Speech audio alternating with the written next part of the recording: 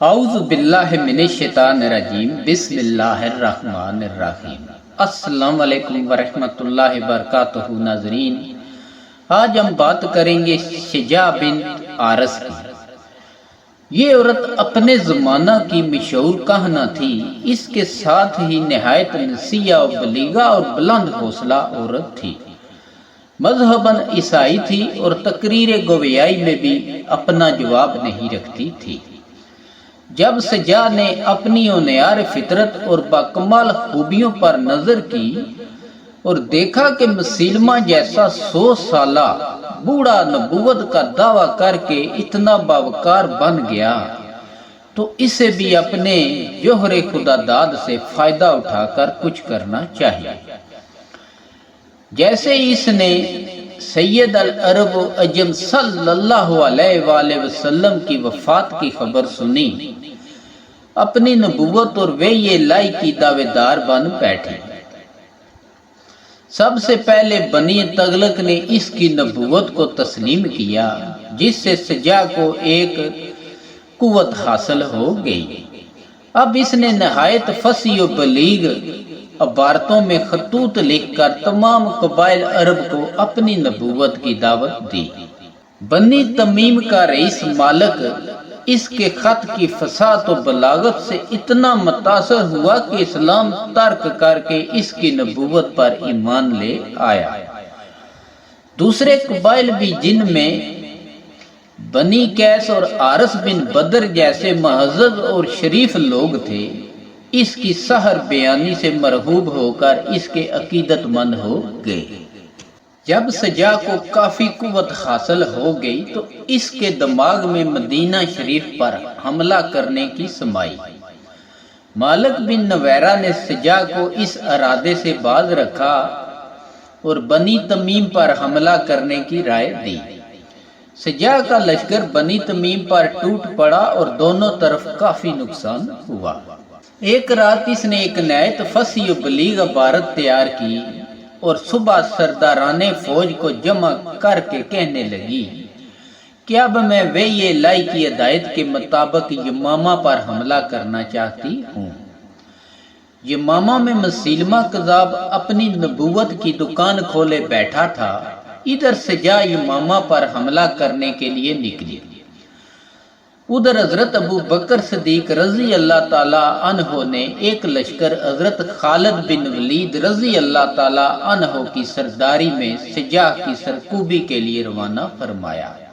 حضرت خالد کے آگے بڑھے تو معلوم ہوا کہ اسلام کے دو مشترکہ دشمنوں میں تصادم ہونے والا ہے، تو حضرت خالد وہیں رک گئے۔ ادھر مسیلمہ کو جب شجاع کے حملہ کی خبر ملی تو اس کو کافی تشویش لاحق ہو گئی، کیونکہ اس کو معلوم تھا کہ مسلمانوں کا ایک لشکر بھی اس کے مقابلے پر آ رہا ہے، اس لیے اس نے شجاع سے مقابلہ کرنے کے بجائے عیاری و مکاری سے کام لینا چاہا۔ چنانچہ بہت سے نفیس طائف کے ساتھ شجاع سے ملاقات کی۔ اس کی سیرت و صورت ثبات و ملات کا بے نظر غیر مطالعہ کیا اور گرد و پیش کے حالات سے اس کو اندازہ ہو گیا کہ شجاع پر جنگ و جدل کے ذریعے فتح پانا دشوار ہے۔ عورت ذات عشق و محبت کے جال میں پھنسا کر ہی رام کی جا سکے گی۔ چنانچہ چلتے وقت اس نے شجاع سے درخواست کی کہ آپ میرے خیمہ تک تشریف لا کر مجھے سرفراز فرمائیں، وہیں ہم اپنی اپنی نبوت کے متعلق گفتگو کریں گے۔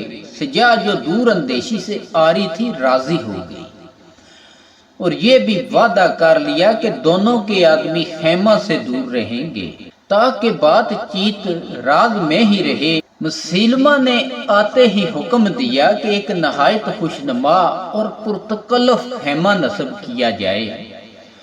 اس حکم کی فوراً تعمیل ہوئی۔ مسیلمہ نے اسے اعلیٰ قسم کے اسباب عیش و سامان زینت سے آراستہ کرایا۔ انواع اقسام کے عطریات اور مسحور کن خوشبوؤں سے اسے مخطر کر کے اجلائے عروسی کی طرح سجا دیا۔ وقت مقررہ پر شجاع ملاقات کے لیے آئی۔ دونوں خیمہ میں داخل ہو گئے۔ مسیلمہ نے سجا کو نرم نرم ریشمی بستر پر بٹھایا اور اس سے میٹھی میٹھی باتیں شروع کر دیں۔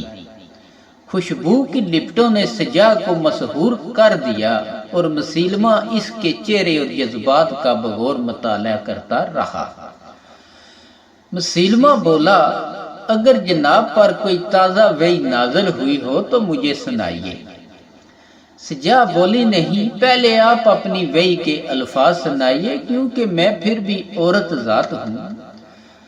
مسیلمہ بانپ گیا کہ سجا کی نبوت بھی اس کے دعوی نبوت کی طرح جھوٹی اور خانہ ساز ہے۔ اب مسیلمہ نے سجا پر عشق و محبت کا جال پھینکا اور عورت کی فطری کمزوری سے فائدہ اٹھانا چاہا۔ چنانچہ بولا، مجھ پر یہ وحی اتری ہے، کیا تم اپنے پروردگار کو نہیں دیکھتے کہ وہ حاملہ عورتوں سے کیا سلوک کرتا ہے؟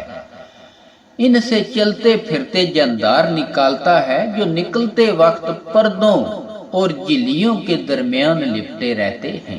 یہ عبارت چونکہ تقاضۂ جوانی سجا کی نفسانی خواہش سے مطابقت رکھتی تھی، بولی، اچھا کچھ اور سنائیے۔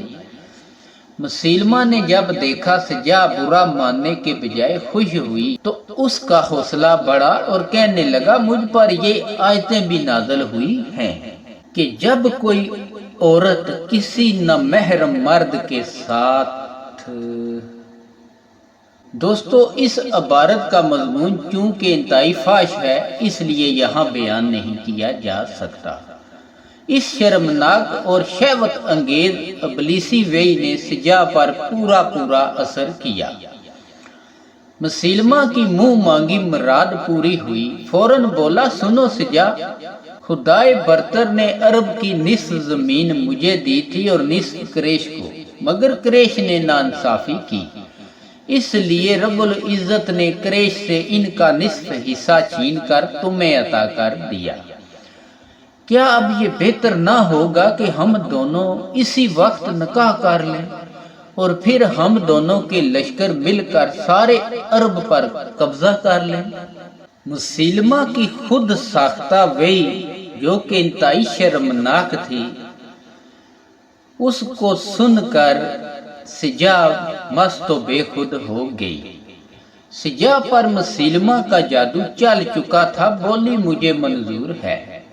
یہ حوصلہ افزا جواب سن کر مسیلمہ نے انتہائی فحش اشعار اس کو سنانے شروع کیے اور آخر میں منہ کالا کرنے کے بعد کہنے لگا، مجھے ایسا ہی کرنے کا حکم ملا تھا۔ 3 شب و روز سجا اور مسیلمہ خیمہ کے اندر داد و عیش دیتے رہے اور باہر ان کے اندھے مرید چشمے برا اور گوشے بر آواز بنے ہوئے تھے۔ خوش اعتقاد امتی یہ گمان کر رہے تھے کہ ہر مسئلہ پر بہت کچھ رد و قدع ہو رہی ہے اور بحث و اختلافات کے لیے وحی ربانی کا انتظار کیا جا رہا ہوگا، مگر وہاں دونوں پر شوق دلہا دلہن بساط نشاط پر بیٹھے بہار کامرانی کے اور جوانی کے مزے لوٹ رہے تھے۔ 3 روز کے بعد سجا اپنی عزت و عصمت اور جھوٹی نبوت کو خاک میں ملا کر اپنے لشکر میں واپس آئی اور سب کو بلا کر کہا کہ مسیلمہ بھی نبی برحق ہے۔ میں نے اس کی نبوت کو تسلیم کر کے اس سے نکاح کر لیا ہے، کیونکہ تمہاری مرسلہ کو ایک مرسل کی اشد ضرورت تھی۔ سب نے حیرت زدہ ہو کر پوچھا، مہر کیا قرار پایا؟ سجا نہایت سادگی سے بولی، یہ بات تو میں اس سے پوچھنا ہی بھول گئی۔ سرداران لشکر نے کہا، بہتر ہوگا کہ ابھی واپس جا کر مہر کا تقاضا کرو، کیونکہ کوئی عورت بغیر مہر اپنے آپ کو کسی کی زوجیت میں نہیں دے سکتی۔ سجا فوراً واپس پلٹی۔ ادھر مسیلمہ واپس اپنے قلعہ میں جا کر دروازہ بند کر کے سہما ہوا بیٹھا تھا کہ کہیں سجا کے سرداران لشکر اس عقد کو اپنی توہین سمجھ کر مجھ پر حملہ نہ کر دیں۔ سجا جب قلعہ پر پہنچی اور اپنے آنے کی اطلاع کرائی تو مسلمہ بہت خوفزدہ ہوا اور دروازہ بھی نہیں کھولا۔ چھت پر آ کر اس نے پوچھا اب کیسے آنا ہوا؟ سجا بولی تم نے مجھ سے نکاح تو کر لیا لیکن میرا مہر تو بتاؤ۔ مسلمہ نے کہا تم جا کر اعلان کر دو کہ محمد صلی اللہ علیہ وآلہ وسلم خدا سے 5 نمازیں لائے تھے، رب العزت نے فجر اور عشاء کی 2 نمازیں مومنوں کو سجا کے مہر میں معاف کر دی۔ سجا کو اب اندازہ ہو چکا تھا کہ مسلمہ نے اس کی عزت و ابرو و عصمت کو خاک میں ملا دیا ہے۔ اب اس کی کوئی وقت نہیں رہی کہ وہ سرداران سے جا کر کچھ کہہ سکے۔ سجا کے بہت سے سرداران لشکر اور سمجھدار امتی نکاح کے واقعے سے بہت دل برداشتہ ہوئے اور آہستہ آہستہ اس سے بد اعتقاد ہو کر الگ ہونے لگے، اور اس کی فوج میں بجائے ترقی کے نقصان ہوتا چلا گیا۔ سجا نے بھی یہ محسوس کر لیا کہ اس کی خود ساختہ نبوت اب مزید کام نہیں آ سکے گی، چنانچہ وہ قبیلہ بنی تغلق میں جا کر خاموشی سے زندگی بسر کرنے لگی۔ جب حضرت امیر معاویہ رضی اللہ تعالی عنہ کا زمانہ آیا تو 1 سال سخت قحط پڑا۔ انہوں نے بنی تغلب کو بصرہ میں آباد کر دیا، لہذا سجا بھی ان کے ساتھ بصرہ آ گئی اور یہاں آ کر اپنی پوری قوم کے ساتھ مسلمان ہو گئی اور پھر بڑی دینداری اور پرہیزگاری کی زندگی گزاری، اور اسی ایمانی کی حالت میں اس کی وفات ہوئی۔ بصرہ کے حاکم اور صحابہ رسول حضرت سمرہ بن جندب رضی اللہ تعالی عنہ نے اس کی نماز جنازہ پڑھائی۔ یہ تھا ناظرین آج سجا کا قصہ۔ مزید اسلامی دلچسپ واقعات سننے کے لیے ہماری ویڈیو کو لائک کریں، ہمارے چینل کو سبسکرائب کریں اور جڑے رہیں ایسی معلوماتی دینی ویڈیوز کے لیے۔ فی امان اللہ۔